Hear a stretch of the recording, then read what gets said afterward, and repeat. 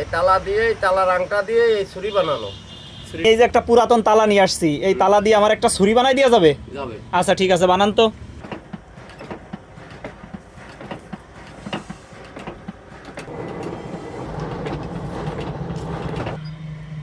এই লাল হয়ে গেছে।